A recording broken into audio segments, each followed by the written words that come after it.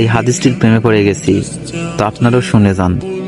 আপনি যখন নিজের ঘরে নীরবে কান্না করবেন, আল্লাহ তখন ফেরেশতাদের উদ্দেশ্য করে বলেন, কোন জিনিস আমার এই বান্দার চোখে পানি আনলো?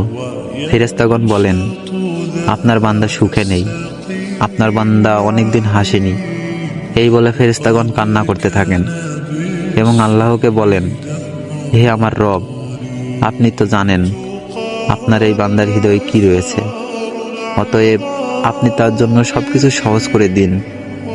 আল্লাহ বলেন, আমার এই বান্দা এমন কিছু জীবন থেকে হারিয়ে ফেলেছে যে সে অধিক ভালোবেসেছিল।